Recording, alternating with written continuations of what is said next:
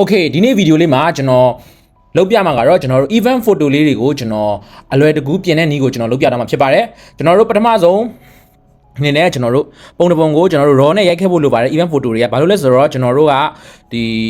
event တွေကကျွန်တော်တို့အလင်းမောင်မငြင်ညာမှုတွေအရင်ဖြစ်ပါတယ်အဲ့ဒါကျွန်တော်တို့ raw နဲ့ရိုက်ခဲ့ဖို့လိုတယ်ပြီးရင်ကျွန်တော်တို့ဒီဓာတ်ပုံတစ်ပုံကိုကျွန်တော်တို့ Lightroom နဲ့တွင်းပြီးပြီဆိုပထမဆုံးစလုပ်မှာကျွန်တော်တို့ lens correction လုပ်မှာဖြစ်ပါတယ်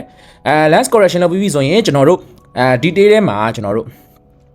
shape ကိုကျွန်တော်တို့တင်ဖို့လိုပါတယ်ဘာလို့ပုံတော့မှာကျွန်တော်ဒီမှာငှားနေကြရင်ကျွန်တော်တို့အရင်ကြိုတင်ထားတာပါကျွန်တော်ပြင်ပြီးသွားတဲ့ခါကျရင်အနေငယ် detail ပျောက်တာလေးတွေဖြစ်လာတဲ့ခါကျတော့ကျွန်တော်ပြန်ပြီးမှ shape ကိုကြိုတင်ပြီးတင်ထားဖြစ်ပါတယ်ပြီးပြီဆိုရင်ကျွန်တော်ဒီ noise တွေအတွက်ကျွန်တော်တို့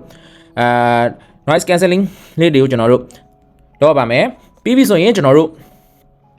basic ထဲမှာကျွန်တော်တို့စဝင်ပါမယ် basic ဝင်တဲ့အခါမှာကျွန်တော်တို့ပထမဆုံးလုပ်မှာကတော့ကျွန်တော်တို့ exposure လေးကိုကျွန်တော်ဒီတင်ရမှာဖြစ်ပါတယ်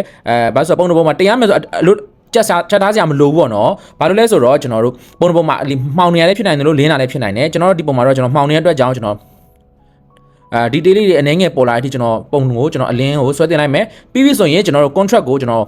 အနေငယ်ချမယ်ဘာလို့ဆိုတော့ဒီပုံမှာအလင်းမောင်တွေကိုကျွန်တော်ပြည့်ပြစ်သွားအောင်ကျွန်တော်တို့ contract ကိုအနေငယ်ချရပါတယ်ပြီးပြီဆိုရင်ဒီပုံမှာဒီ highlight တွေများနေတဲ့ကြောင့်ကျွန်တော် highlight အနေငယ်ချမယ်ပြီးရင်ကျွန်တော်မှာအမှောင်တွေက shadow လေးကျွန်တော်အနေငယ်ပြန်ဆွဲတင်မယ်ပေါ့နော် okay အမှပုံမှာကျွန်တော်အလင်းမောင်လေးနဲ့ညီလာပြီးပြီဆိုရင်ကျွန်တော်အမှအလင်းလေးနည်းနည်းငယ်ထပ်ရှော့မယ်ပေါ့နော်အလင်းပိုင်းတွေကိုပြီးပြီဆိုရင်ကျွန်တော်တို့အမှပုံကဖောင်ရတဲ့အတွက်ကြောင့်ပေါ့နော်ကျွန်တော်ဒီ black မှာကျွန်တော်အနေငယ်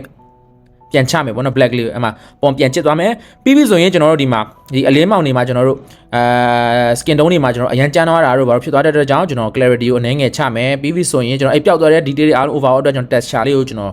အနေငယ်ပြန်တင်ပါမယ် okay ကျွန်တော် basic ထဲမှာဆိုတော့ဒါပြီးပါပြီကျွန်တော်တို့ပြီးရင်ကျွန်တော်တို့3 cup တောက်သွားမယ်3 cup မှာကျွန်တော်တို့ခုနလိုပဲအနေငယ်စင်နေဒါပေမဲ့ပို့ပြီးမှရုပ်လုံးကျသွားအောင်ကျွန်တော်ဒီ3 cup ကိုဆော့ပါတယ်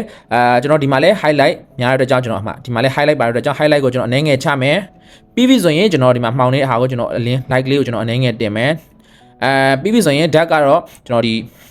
shadow နဲ့မတူ dark ကအမဲတော့ဒါပေမဲ့ကွဲတယ်ပေါ့နော်ဒီ dark လေးကိုကျွန်တော်တို့အရင်ဆွဲတက်မယ်ပြီးပြီဆိုမှကျွန်တော်သူ့ဟာနဲ့သူ share လို့ပြန်꿰အောင်ကျွန်တော်တို့အနေငယ် minus 10လောက်ကျွန်တော်ပြန်ချမယ် okay အဲ့ဆိုရင်ကျွန်တော်တို့ဒီမှာဒီ3 cup ပါနဲ့မပါတာဘာကွာလဲဆိုတော့ကျွန်တော်ပြမယ်ခုနပုံနဲ့ aura basic ပဲပြင်ထားတဲ့ရှင်းကြည့်မှာနော်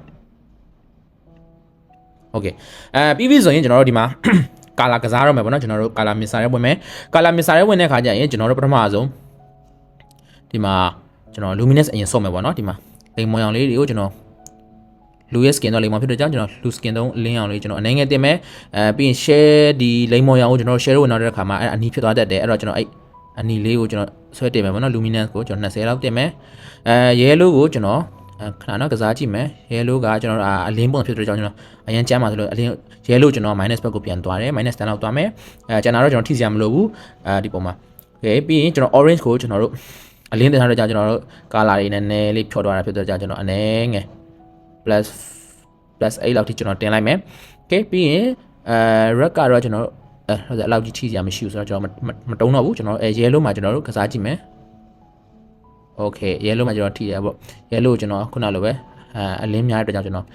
saturation အနေငယ်ပြန်တင်မယ် okay ကျန်တာတော့ကျွန်တော်တို့ဒီပုံမှာဘာမှထိစရာမရှိတော့ဘူးပေါ့နော် okay ကျွန်တော်ပုံလေးကိုကျွန်တော် before after လေးပြမယ် before after okay ဒီနေ့ဗီဒီယိုလေးကတော့ကျွန်တော်တို့ဒီလောက်ပါပဲနောက်ဗီဒီယိုမှာကျွန်တော်တို့ပြန်လည်ဆုံတွေ့ပါမယ်